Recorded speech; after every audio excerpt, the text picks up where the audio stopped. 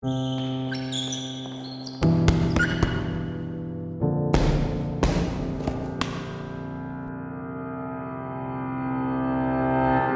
guys, thanks for tuning in and welcome to the third official episode of MatTalx.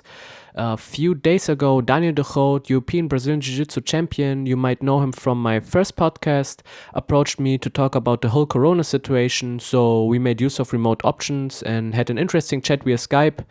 I think what came out was a very special episode because we covered a broad range of topics, not only about how to deal with being stuck at home, but also mental strategies for your daily life and competition, sports psychological training methods, books we currently read, gaming, and much more. So definitely worth to listen. If you want to make use of your free time and learn something new, I would say tune in and enjoy. Yo, I think it works. Perfect. Nice. Good morning. Nice. Okay, so Daniel, let's start. Let's change to English. Let's do it. Kind of broke my microphone. Okay, nice. So, how are you? Are you fine? I'm doing okay for now. I'm keeping busy. I try to find new things to do now. I can train. So for now it's okay. I'm already getting a little bit crazy from sitting at home all day, but I still got things to do. So it's okay. How about you? Well, I can imagine the lockdown is kind of stressful, but what have you been up to before the lockdown actually? Like before all the gyms closed and before the training stopped, the regular training? I was doing well, man. I was teaching a lot of classes. I was really focusing on my students. They were doing really well. We went to Grappling Industries with just 4 people, and we got the 3rd place as a team. Oh, very nice. Yeah, and a lot of them were preparing for the Hague Open as well. I think I had like 14 people going. So I was really focused on that, trying to get everybody ready for the competition. And then everything went on lockdown. So I was teaching a lot of privates as well. And now I'm just sitting at home watching my laptop. How about you, man? Oh, well, actually, I have moved to Enschede 4 weeks ago. And I'm also sitting at home, learning a lot, studying a lot. Actually, right now I'm busy with the study of sports psychology, educational program. It's going well. As I already told you, I'm working on a visualization program. Nice. I filmed it yesterday. It's like visualization for Brazilian Jiu Jitsu techniques at home, so that you can drill techniques without a training partner. I filmed it yesterday at home. But I kind of fucked it up with the video settings, so I will have to refilm some things, and it will take a little bit longer. But how did you fuck it up?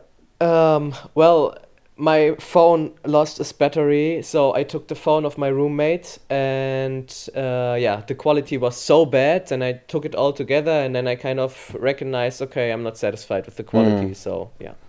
Yeah, it sucks. In the beginning, you have to figure all those kind of things out. But later, when you do it more, like I notice now, it's way easier to just keep making videos, keep making content, because you know the process and you know like the mistakes to avoid. But in the beginning, it's a lot of work and you have to redo a lot of shit.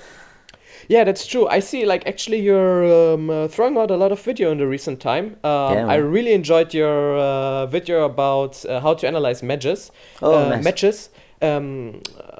How did you come up with the idea? Like, how did you come up with the whole concept behind it?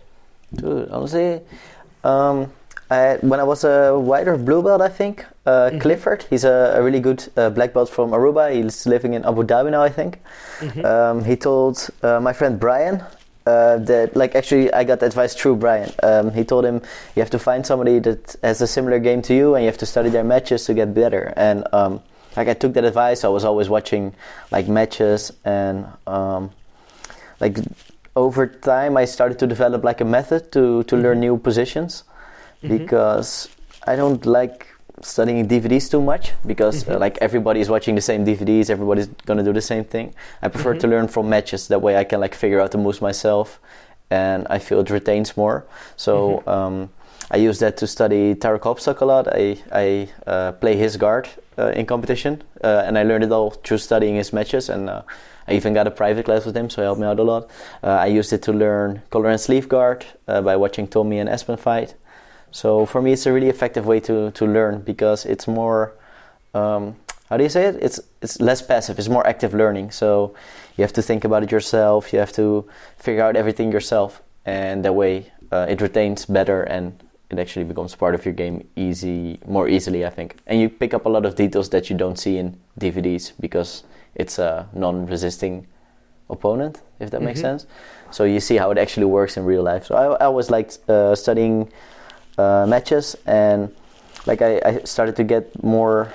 I started to get better at it, and I started to find like methods that work for me, and those I shared in that video. Very nice. So, and how did you come up with the concept behind it? Like you had like a really, how do you say it, really detailed step program, how to approach to analyze matches, and I really liked your approach. Like, did you figure it out for yourself? Yeah. That was just to trial and error. First, I watched matches, and I didn't have as much understanding of jiu-jitsu. I was like, okay, yeah, he does this and this and this, and that was like my analysis. Like I just wrote down what happened. Then later I started to think, I have to figure out why he does certain things. I have to figure out the concepts behind the moves. So the more understanding of jiu-jitsu I got, the better I got at analyzing matches. And like the better you understand a certain person's game, the deeper you can go into the analysis. And I was thinking, how can I help people that want to like get better at jiu-jitsu even when they're not training? So that came to mind, so I immediately wrote down the script and started filming that method. Oh, nice, man, nice. And what else are you planning? I think like your how to analyze matches video was kind of a reaction to the corona situation, wasn't Yeah, it? definitely. And are you having further plans how to react on it or throw out further content? Yeah, this afternoon I'm dropping how you can study from DVDs. That's also a lot of people, like they just watch a DVD and say, it's so boring, and it's just a guy talking for 3 hours, and you don't retain as much. So I found some methods for that as well. So even though I don't like studying from DVDs as much, it's still a very useful way, and I show like the methods that make it the easiest to retain and to learn from DVDs. And I'm using Tom Halpin. I don't know if you know him. Yes, I know him. It's really good Irish black belt. As an example, he has this back attack series on YouTube, and I use that as a case study. So very nice. I think it's a good video. It's dropping this afternoon. So when the podcast is out, it should already be online. Okay, very good, very good. Nice. Looking forward to it. Yeah, it's gonna be good. What do you mean? It's gonna be good, the video. Okay, nice. You'll like it. For sure. So, that's like how you react to the corona situation, throwing out content. But actually, what's your take on the corona situation? Like, how do you deal with it? I guess it has changed a lot in your daily routine, hasn't it? Yeah, man, it did. Shit, I got this weird plukje. I don't know what it is in English. Like an antenna. Shit. Okay, yeah, of course, no training or less training. Like I got some people that have mats at home, so I do get some drills in every now and then. But it's like hard. You can train with big groups. It's like small spaces. It sucks.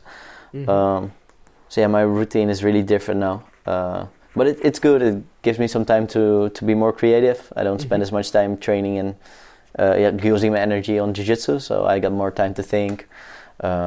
I'm doing a course on digital marketing right now by Google, making content. I'm training at home. I just got a kettlebell delivered to me, so I can still get like a little bit of a workout, doing push-ups, pistol squats, that kind of stuff, yoga for BJJ. So like I have to stay busy. I get really crazy if I don't do anything. So I just try to find new things to work on. And so far, like I'm not out of ideas yet. I hope it doesn't last way more than the month they predicted now, but we'll see. I'll just keep coming up with stuff to do. How about you? Are you getting through it? Well, like I already said, I moved to Enschede and I'm living in a, how do you say it, woongroep, living community with 2 other guys who also train BJJ a lot. And yeah, we have some mats at home. We have a television in our living room, so we study DVDs, we study matches. Or what DVDs are you watching now? Right now yesterday we watched the solo drills from Daniëls. How is it? I haven't watched it yet. Well, I just watched a part of it. It's pretty good. You know, it's really? Like some simple drills on shrimps, hip heists, etc. I think he also goes into some strength workout programs, but I haven't watched that yet. Okay.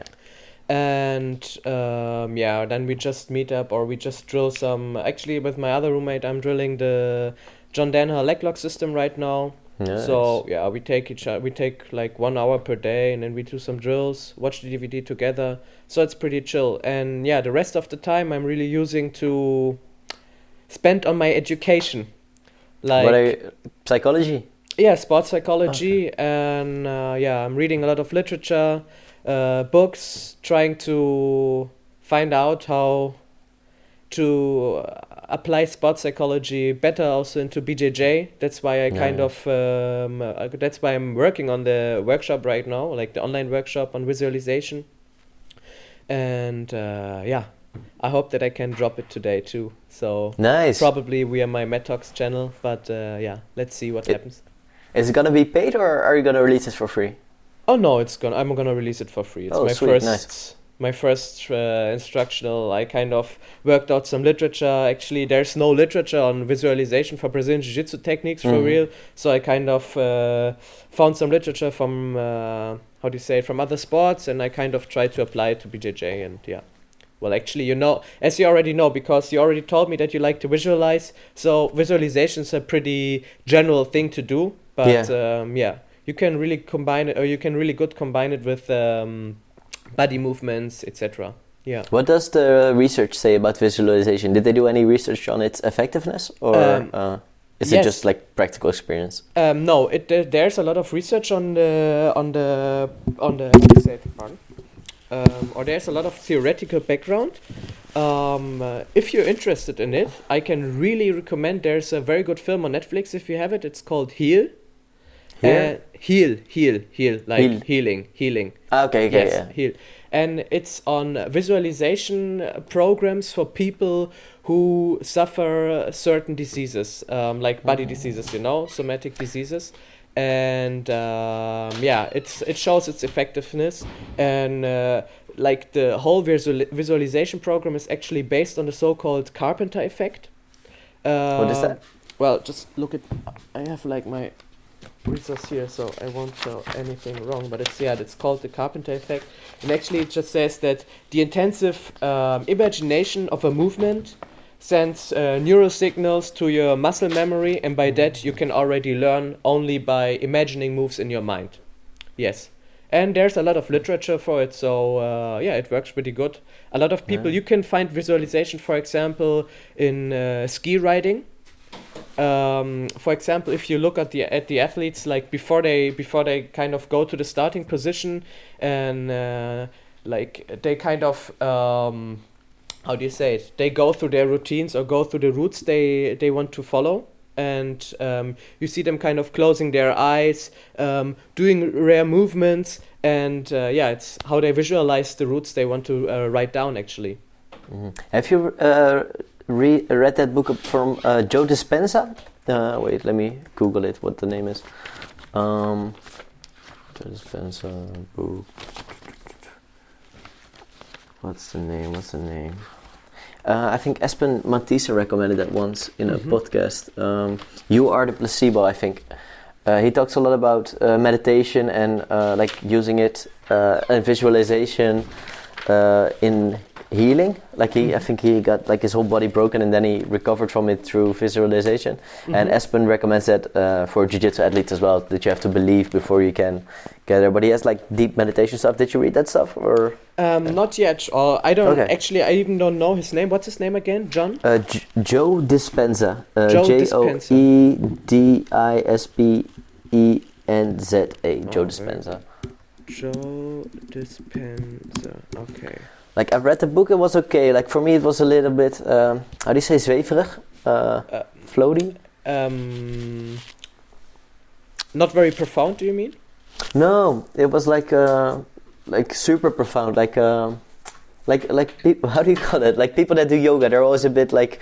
Ooh. Okay. No, wait. I like esoteric kind of. Maybe that could be the word. I don't know the word in English, but for me it was a bit like that. But I think you can take some good points, especially if you're interested in that visualization. Oh, thanks. Yeah, I noted the name. Joe Dispenza is his name, isn't it? Yeah. Perfect. And what's the name of the book again? You Are the Placebo is the one I've read, but he's got a ton. What else? Breaking the Habit of Being Yourself, Becoming Supernatural. He's got a ton. Nice. Oh, very nice. No, actually, to be honest, I haven't read any books about visualization yet. Oh, shit. I'm kind of more into articles, and I got a lot of like articles and literature, scientific articles, like from my educational program. I use it, and yeah, it's very practical, you know. So that's the way how I try to learn it, and yeah, but actually, like the how do you say it? Like I already said, like the basis of the visualization is actually the so-called Carpenter Effect or idiomatoric explain that. reaction. Yes. What is that? The Carpenter Effect. Well, like I said, actually, it just says that the intensive imagination of movement is already sending neural impulse to your muscle memory. So by imagining a move like really profound in your mind, you kind of learn the movement because like your muscle memory is kind of getting stimulated, and that's how your body also learns. And why do they call it the Carpenter Effect? Well, actually, I don't know. I can look it up. Just wait I should have looked up. Just wait for a second. That's the good thing about doing interviews on Skype. You can just Google everything. Like you don't say any stupid shit. You can just confirm it right away. Carpenter Effect. Just look it up. Let's say what Wikipedia says about it. Well, it's also called idiomatoric effect. Fancy word. And oh, you know, actually, it's just based on a name because the guy who kind of found it, it's also it's called William Benjamin Carpenter. And now that I read it, I kind of remember I already read it. Yes, William Benjamin Carpenter was the guy who invented it. Yeah. Nice. We'll just get out of the podcast that you looked it up. We'll just tell them you knew it already. I'll ask you, hey Jan, why is it called the Carpenter Effect? So, well, okay, wait one more time. Well, it's based on the English scientist William Benjamin Carpenter, who lived from 1813 to 1885, and who kind of found this idiomatoric effect. Yes. Now it makes sense. Yes. Thank you. Yes. You know so much about this stuff.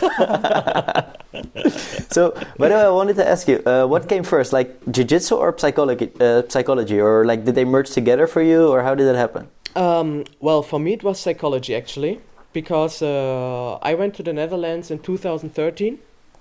Started my study there with the goal of being a psychotherapist actually. And well, I think like around 2 years into my study, I was looking for some, you know, like how it is, like for some sport to do, and I kind of found MMA, and from MMA I kind of got more into jiu-jitsu. And the deeper I got into jiu-jitsu, the more I recognized the connection between psychology and jiu-jitsu. And yeah, you know, actually the moment that I realized that I want to combine both was actually when I read a book by Steve Kotler. Do you know him?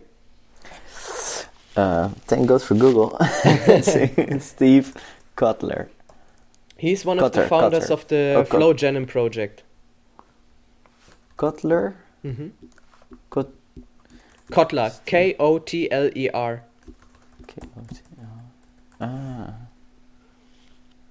Kotler. No, I don't know him. Is he good? Yes, he's a very interesting scientist. So he's publishing stuff a lot about flow research, and yeah, they have like the flow state. Yes. Okay. And yeah, that's actually what I find pretty interesting about BJJ and psychology. That's the best part of jiu-jitsu, getting in the flow state. Yes, getting to the zone, and yeah, I think that's the moment when you enjoy it the most, of course. And well, where did I stop? Well, actually, I read a book, or it was a, how do you say it? Just let me look up the name. A high performance guide. I can send you the PDF later if you're interested. Yes. Please. See. Enough time to read now. Yes. Literature. Yes, there it is. Yeah, it's a peak performance guide actually. Nice. Yeah, if you could send that, it would be great. And yeah, what he actually says is if you try to find something where you really want to get into the flow or where you really want to get good in, you have to look up like many things you're curious for. And by kind of looking up things you're curious for, you kind of have to look for intersections between these things. And finding these intersections is actually what I did by combining Brazilian Jiu-Jitsu and psychology. And that's what I did. That's what I'm still doing. Like really reading a lot about it, learning a lot about it, and kind of looking ways to grow within it. Nice, dude. I wish I did a education that helped me with jiu-jitsu. Public administration didn't help me one bit. I learned how to study, that helped, but like the actual content, not so much. Well, I think that helps a lot, and actually the content you can get from so many areas. True. Yeah. There's so much resources online as well. Like I'm just teaching myself how to do like marketing, business kind of stuff. Because that's really good about the age we live in. Like you can find everything online, and if you're a little bit good pirate, you can find everything for free as well if you know the right site. Well, I deleted from the podcast too. No, just kidding. No, but it's true. Like you can find everything. Yes. So I think there's no excuses. Like even me, like I did public administration. Now I'm like studying digital marketing, all that kind of stuff that helps me with jiu-jitsu, living off jiu-jitsu. I think that's really cool. But you're educating yourself too now, right? Yes, you're not studying anymore. I am. Yeah. You know, like the educational program I'm following is kind of it's in Cologne, you know, but I live in Enschede, and before I lived in Münster, and we kind of met every 2 to 3 months for 1 week. It was an intensive course. And then this goes until July 2020, and then I'm done with it. Yes. Okay. So and actually, is it through university? How does it work? No, it's not through university. It's a private institute, but it is connected to the German Association of Sports Psychology. So they kind of educate people to be sports psychologists, and it's like for sports scientists, psychologists, and that's sick. I don't know actually. I think it's only for sports psychologists and only for psychologists and sports scientists. Yeah, they can follow this educational program.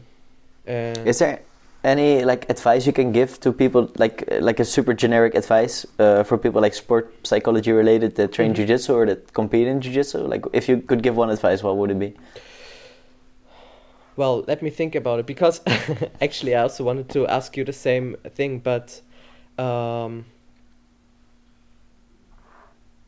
I'll think about it too. Okay, so I think like the most important thing is, I think that is also advice I would give people in real life. It's like actually a psychological advice is, in our daily lives, we're actually a lot of times we're like caught up in our own emotions, you know? Something happens and we react to it on an emotional basis. So I think that's the same for the sport, for example. Something doesn't go that well, so we kind of have the feeling, oh man, I suck, or I don't know. So we kind of get stuck into our emotions. And one psychological advice I can give for these situations is like, being emotional is human, but sometimes it helps to kind of step back from your emotion and kind of observe your life from a kind of meta perspective. And I recognize that it gives you kind of a calmness in your mind. It's called actually the method behind it is called mindfulness, actually, which means kind of accepting your emotions that you have, but step back and observing them and just look what they do to you. Nice. Yeah, that's very in line with the stuff. I like to read a lot about Stoicism, the philosophy. That's very in line with that. Like everybody gets emotional, it's normal, but it doesn't mean you have to like act on them. If you just take a breath and you think about it and you try to find a rational way to deal with the situation, it's going to be way better than if you just act out of anger or hate or whatever, love. Just take a breath and like try to step back, exactly like you said, and react to it rationally. Like it doesn't mean you can't get emotional, but it does mean that you shouldn't act on your emotions. I think that's very much in line with Stoicism, and I think that's a really cool philosophy for people that want to do jiu-jitsu or Yes, I think succeed in anything in life. Yes, I think it's very useful advice for dealing with how do you say it? Dealing with setbacks in life, you know. Exactly. Generally with Uitdagingen, pardon. Challenges in life. Yes. So actually, I would go further. For example, if you step back from your emotions, for example, from anger, you can observe your anger within you. And when you observe it and you think about it rationally, you can also make it your weapon, you know? And that's like what I think how to use emotions, because emotions are normal, they are human, and a lot of people react to them. If they don't like the emotion, they try to push it away. But pushing it away won't help you, you know? Exactly. You have to label them, you have to recognize that you're angry. If you just try to ignore it, doesn't work. My mom always says, like, give your emotion a place in your body, you know, communicate with your emotion. Ask, like, also like doing some self-talk. Ask yourself, what do you need? Why am I angry now?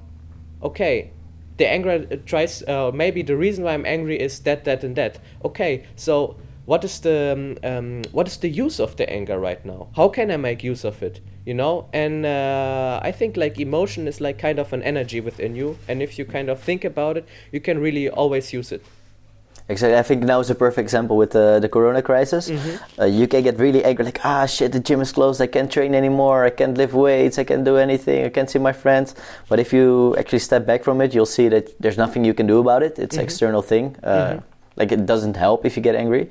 And you just try to put your energy in getting better at things you can get better in, like studying online, like doing bodyweight exercises, try to learn a pistol squat, try to learn a handstand, try to get good at pull-ups if you have a pull-up bar. Study tape. If you just trying look out at it my that visualization workshop. Exactly. Watch my jiu-jitsu videos on YouTube. Exactly. Then you can make so much more out of it than if you get angry and like try to blame it on the coronavirus. Like, you can't do anything about it. You can only focus on your own reaction on how you deal with it. So if you just see it as a challenge or as a way to focus on something else, it's going to be so much better for you than if you get angry at it. Yes, for sure. But actually, I'm always like saying, being careful with being too rational, because like if you're rational too fast, you kind of also might not give your emotion a place. So sometimes there's like also a method or a theory or how do you say it? Well, I would say a method, or a psychological method actually, which is called Catharsis. It's pretty old already, so it's not used anymore, and it's not used a lot in a psychological practice. But the theory behind it is actually, if you're getting emotional, give your emotion some space to be, you know, like if you're angry, okay, you say, okay, now I'm angry, so I'll be angry for the next 5 minutes. So then you will give your emotion the necessary space, and then afterwards you will see that the pressure is relieving, and then you can get into the rational perspective and say, okay, now how can I use it? What can I make good out of the situation, for example? And like you said, like considering considering a rational perspective on the corona crisis right now. Are you hearing me, Daniel? Yeah, I'm. Can you hear me too? Hello? You fine? I'm good. Okay. Yeah. Kind of the connection broke up for a second. Yeah, I saw it, yeah. Okay, but I don't know what you still heard or not heard. I heard everything. Okay, perfect. Yeah. Well, yes, that's like just my personal thoughts about it. But what did I want to say now? Yeah, like what are your thoughts about it? How do you use that before a match as well? Like, how are you before a match? Are you angry? Are you calm? Well, what's your mindset before a match? When I started with BJJ, I always was angry, and right now I'm pretty calm.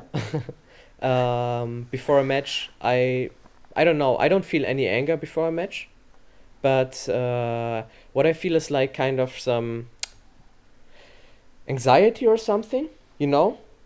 and but I know that this is my adrenaline, and I think it's good to have it because it kind of means that your body is preparing for a stressful situation. So yes. Nice.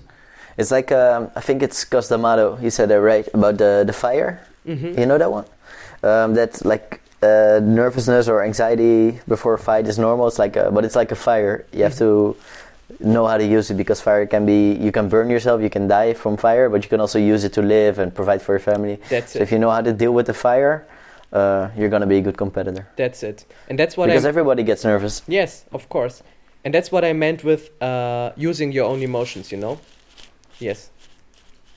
That's Nice. what I meant with it. Yes, I think like there was also like Firas Zahabi also said it before. Like for example, when he prepares his MMA fighters before a MMA fight, and they're very anxious before, he kind of let them just put out the energy, you know. And then what's the rest is like kind of the, how do you say it? Like put out the unnecessary anxiety, like by letting them hit some pads or anything, and then they kind of can focus on the energy they have within them, and just recognize, okay, that's the adrenaline, and I'm kind of preparing for a stressful situation. I think it's the same like after your first match. If you just get that out, if you just get your body moving, or like if you do a really hard warm up, that's what I like to do. Good warm ups now, get a sweat going before a match. You also get like you're also letting out a little bit of that anxiousness already. Yes. So that way you can go into the next match calmer. That's why I'm always way more calm for the second match than for the first match. First match I'm still like, shit, what am I gonna do? And then from the second match on, you'll get in the zone. Yes. True. Well, I think you're true with that. Like a good warm up is always important. Mm-hmm. Yeah. Yeah. We talked about that. Martin Bouwens, you know him, right? Yes, I know. My friend, he showed me a really cool warm up where he does like 6 burpees, 6 push-ups, and then 6 sit-throughs. He showed me that a few years back, and since then I've always been using it because that really pumps your heart rate up. And you get a little bit of breath, and then you do it again until you're warm. We talked about it in the competition mastermind as well. Oh, nice. Which we should do again soon if any gym opens up again one day. Well, it was a pity I couldn't come to your workshop. It was good, man. But what was the content of it?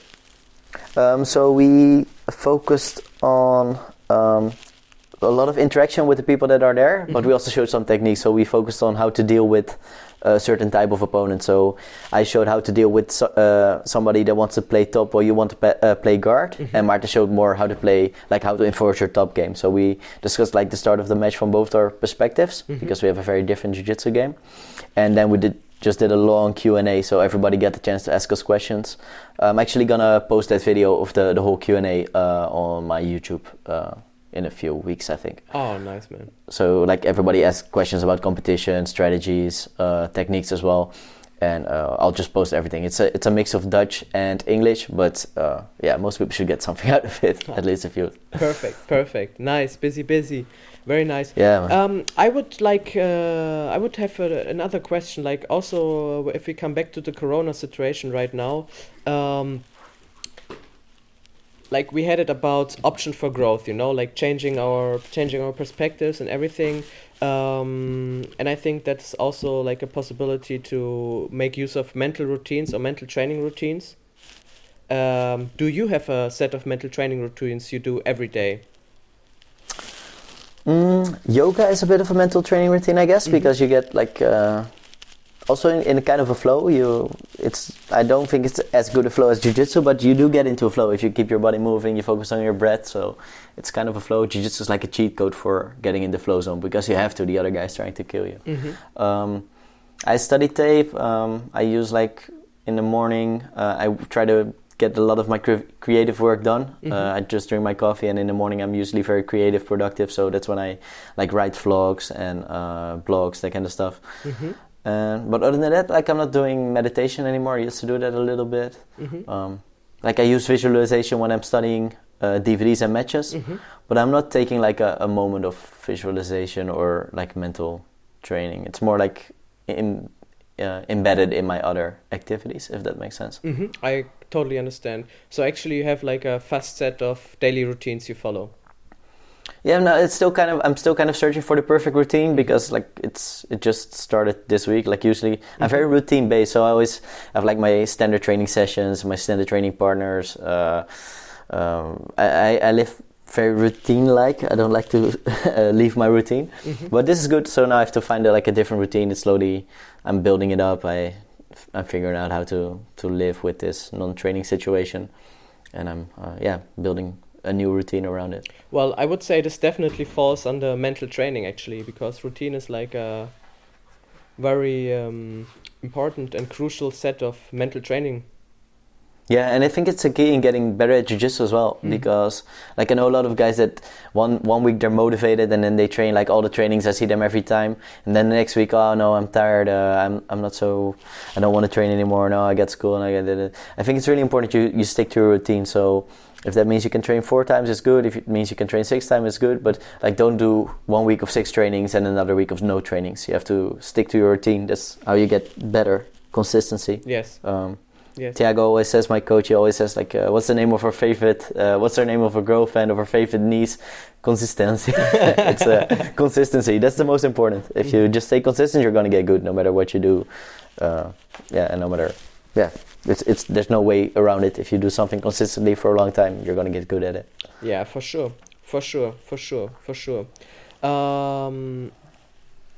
Do you have like also considering the situation? What is your take on the Corona situation? Like, what do you guess? How long will it take? What does it mean for the BJJ community in the Netherlands? Yeah, I was very skeptical in the beginning, like, oh yeah, it will just blow over, I won't get sick. But then you start hearing like the news getting closer, like friends of friends, people you know people that get sick, and you hear the stories in other countries, like Spain is on lockdown right now, Belgium is on lockdown, my friend Brando is there, and he can only leave the house if he has something urgent to do. So I think it's pretty messed up. I think it's good for like the people that are creating content, and there's going to be a lot of good content the coming weeks. Everybody's doing podcasts, interviews, making videos. That's good, but I think 2020 is going to be a tough year for jiu-jitsu, like competition-wise, training-wise. I don't know how long it will last. I don't think for now our government has said 6th of April it's going to be good again. I think it will last longer. I think they will extend that. But I'm not sure, man. I'm not a virologist. I don't even know how to say the word. I don't follow the news too much. I try to focus on the things I do have influence on, so I don't follow the news too much. Now with Corona a little bit more, because it's of such a big impact on my life, because I can't do my job. I can't teach jiu-jitsu nor train. But yeah, I'll just stay busy until it's over, and hopefully it goes over fast. So, but if you cannot follow your job actually at this moment, that also means that Corona is having influence on your financial situation, kind of. Yeah, man. Yeah. So how do you deal with it? I don't know, man. Not spending a lot. I was honestly, like, my finances are okay. I'm saving up to open up my own gym next year, so that has to be like, the progress is going slower now. I'm not saving up as much anymore, but I do have some savings left, so like I'm not in immediate hunger yet. For now I'll survive. But yeah, as soon as it gets really bad, we'll start up a fundraiser, save a jiu-jitsu athlete in need. Or changing weight divisions for 2021, like. Yeah, rooster weight, baby. Forced cut. So why did you cut all that weight? Yeah, couldn't afford food anymore. Well, also a way. No, for now I'm good. I'll survive. Okay, nice. Hopefully it doesn't last too long though. Yeah, actually that's like really something I really ask myself, how do people who are self-employed, I would say, kind of follow or how can they hold up their financial system actually, you know? Yeah, man, it sucks. Yeah, I think most people, especially in jiu-jitsu, they're pretty supportive, so they just keep paying their monthly fees. They support the team. They stay in contact with each other. But like for restaurants and cafes, it's way more messed up, because you have you have to buy all that stuff. You have to throw away all the stuff you bought. Yes, of course. You have higher monthly dues to pay, so it's really messed up. Again, jiu-jitsu and sports in general, I think people will keep supporting. It's going to be tough. Like some people will quit their memberships, but I think most will get through it, hopefully. Yeah, true. Yeah, I guess so too. And now considering the situation, what is your advice you would give to young jiu-jitsu athletes, or like to every jiu-jitsu athlete right now? Right now, focus on the aspects of your game you can improve. So study tapes, study DVDs, do bodyweight fitness, stay busy, stay in contact with your teammates, with your friends. I think that's the most important. And then as soon as the gym's open again, get back to training and use the new stuff you learned. Yes, the last few weeks. For sure. You said it's the most important to stay in contact with your BJJ friends. Why? Why do you think it's? I think it's important. Just like at least for me, like now I finally got time to get into contact with old friends again. So I'm texting a lot of my friends and my students, like how you're doing, how you're getting through it, because otherwise you just stay in isolation in your home. It's hard to. I think you get a little bit depressed. So it's important to stay in contact with your friends and your teammates. Yes, true. Just to support each other through this time. Are you seeing friends right now? Yeah. I still I speak a lot to them on like on WhatsApp, that kind of stuff. But I also still try to go out and meet them every once in a while, not in big groups or something. But yeah. Well, I think I also think it's important, of course, like. So, because, like, the human is a social being, you know, like, just staying in isolation is kind of, yes, of course, making you depressed, or can make you depressed. Especially if you do not find any daily, exercise for your mind, which can be just a hobby, or for us. I think we're lucky that we have jiu-jitsu, you know, because it's like, even though we cannot train really, or like kind of on a regular basis, we kind of still have something to hold our minds busy. And exactly, yeah. Imagine if you're like you can't work, you can't do anything, you don't have a hobby, you're not training, then you get crazy. At least we have a motivation to keep busy, to keep doing exercises at home as well. But yeah, I think jiu-jitsu helps even in this time where you can train jiu-jitsu. Yes, of course. Well, you know, I've seen a very interesting video by Brandon Sharp. You know him? He's the MMA fighter, right? He goes to Joe Rogan's podcast, yeah? Yes. I don't know which podcast it was, but like my roommate showed it to me, and well, he said one interesting stuff. He said like the opportunity Corona gives to us right now is that all these really high-level athletes are kind of made to take their rest, you know? Yeah. So they cannot really go out and train hard. They're forced to take their rest, and he said that we can expect like a really interesting season or a following season after Corona, considering like events like, I don't know, the NBA, or maybe jiu-jitsu wise, I don't know, some big tournaments that the performance might really go up because people took their rest and everything. Because and everybody's studying techniques, studying tape, so I think the technical level is gonna grow through this. Yes, and definitely. And I also think like if you're like really forced into that kind of isolation, I think like other aspects also grow. For example, your nutrition program or anything, you know, because I don't know, actually I would feel bad if I would just stay at home and just not train and eat really bad, you know, like if you're kind of motivated, if you're kind of passionate, I think you will take your time, say, okay, I cannot move, so maybe I have to learn something about my nutrition. How can I take food in a way that I won't get fat very fast, that I will stay healthy for the coming coming times, you know. So yeah, exactly. It's a good opportunity to focus on other things, flexibility, nutrition, like you said, strength, all that kind of mental game. So yeah, you have to definitely make use of that. It's sometimes good for your body as well. Like sometimes it's good to stay off the meds for a few weeks. I don't like it, but sometimes your body needs it, and this is a good way to force it. Yes, right. Yes, I also think it kind of reminds me of my injury times, you know, like. My hand, my shoulder, like every time I had an injury and I like stayed off the meds for some weeks, I always had the feeling that I came back stronger, kind of. Yeah, exactly. Yes. Yeah, I learned a lot of my jiu-jitsu during times that I was injured. Like last year, 2 years ago, I injured my toe really bad. So I couldn't play any open guard. So I started playing half guard, and now it's one of my best moves. I actually hit it in the final at Grappling Industries last week. I saw it. So yeah, that was good, man. It forces you to work on different things if you're off the mat, or if you're injured, or if there's a corona crisis. So you just have to use it to something positive. Of course. Yeah, I think so too. Yes. So Daniel, what are your plans for today? I'm going to use my new kettlebell that I just got. I'm going to do that. I'm going to eat. I'm going to finish my next videos. And then I'm going to train with one friend tonight. Nice. Or later this afternoon, nice. So you're going to meet up where? At his place? Does he have mats at home? Yeah. Oh, nice. So that's... nice. And going to get some training. So how big is this place? Like it's big enough to train. It's like you can train with one pair. Okay. Rolling also possible? Too much. Yeah, exactly. But no stand-up probably.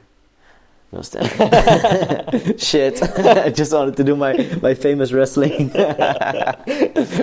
Yeah, you guys are all lucky I can't wrestle right now. Nice. Otherwise I would be too mean. What are you doing today?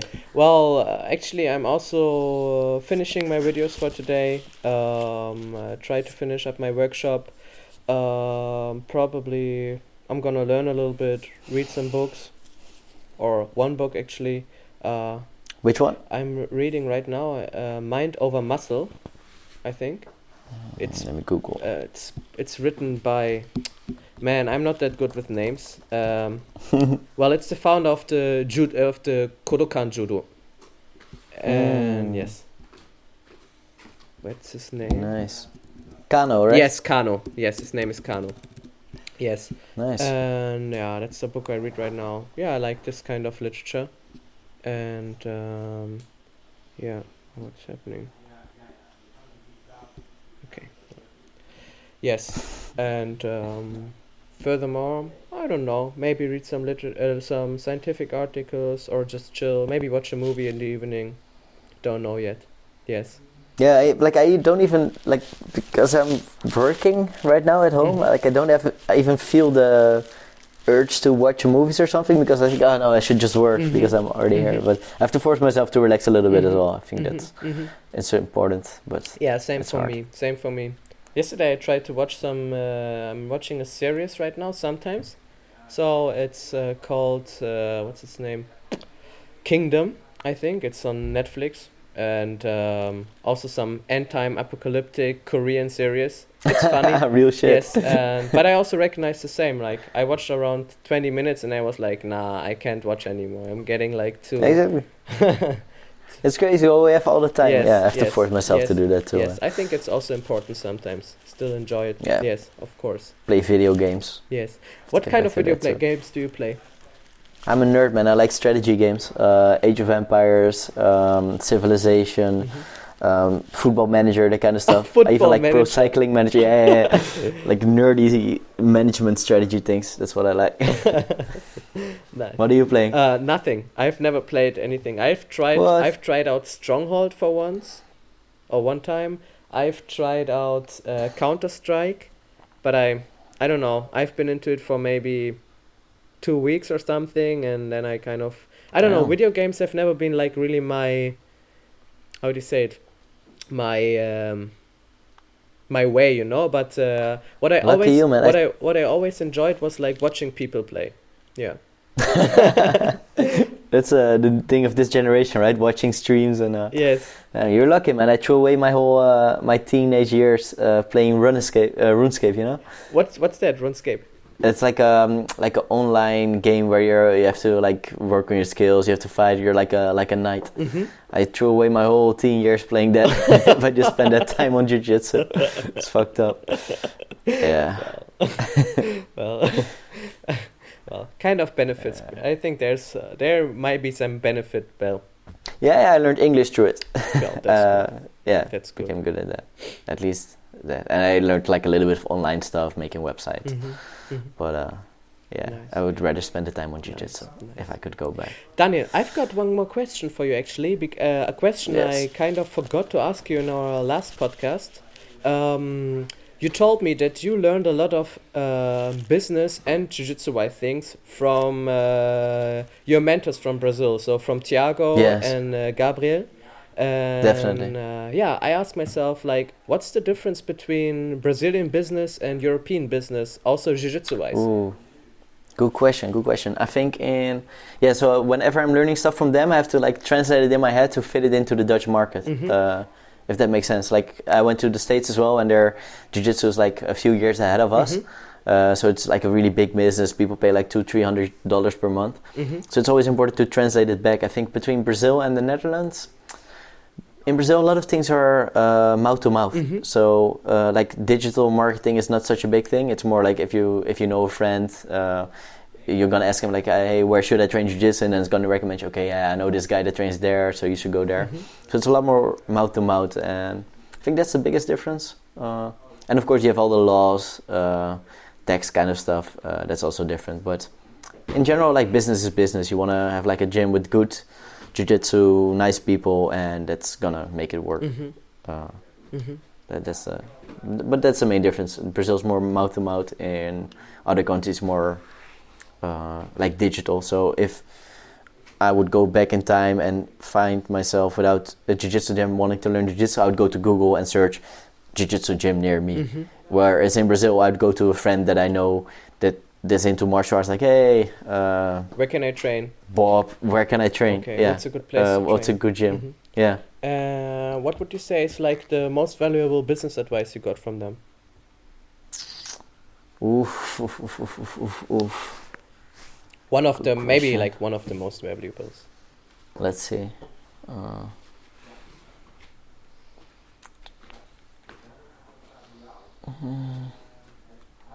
I think, especially from hanging out with Thiago, his vision on money is really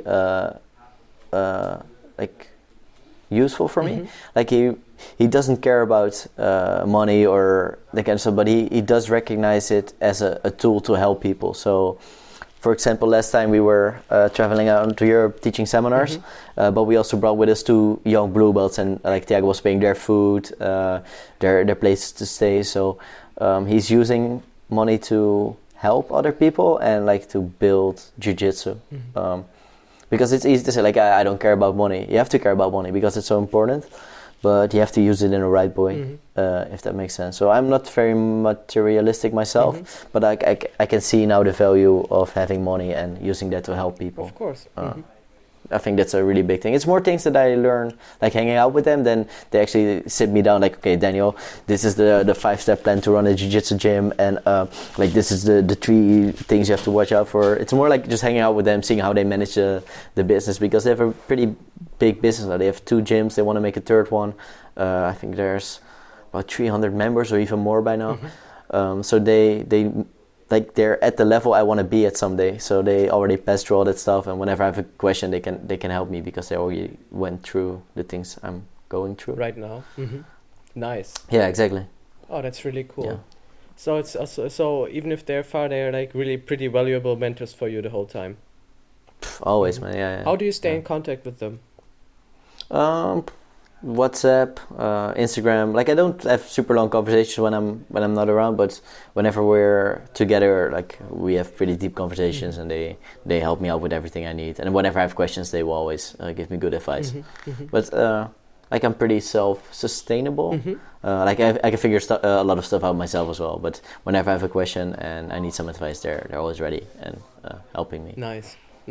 Yeah, that's very important. That's really cool. Nice, Daniel. Well, I don't know. Yeah, Do you man. still have a question for me? Because I think I ran out of questions actually.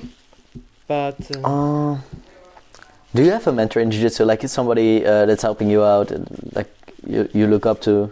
well, actually, I do. Yes. I think like the biggest mentors is like one of my roommates. He's also training a lot.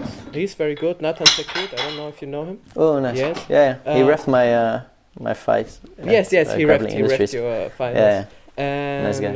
Also, He's got good heel hooks, right? yes, he has very good heel hooks. Yes. Yeah. And also, of course, Lea Grovel. You know.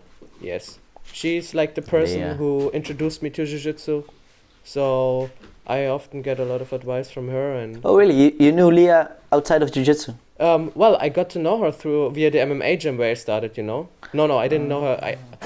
I when I started MMA, I met her there, and then she kind of separated from the gym, and then later I followed her, and then that's when I started jiu-jitsu. So she kind of introduced me. She kind of introduced me to the passion. Yes. Yeah, Leah's so cool. She's so passionate about jiu-jitsu as well. She's European champion, right? Yes, she's a European champion, purple belt. She's a killer. Mm-hmm. Yes. One of the best girls in the Netherlands, for sure. Yes, of course. Yeah. She's an animal. Yeah. Yeah, and a very good technical. person.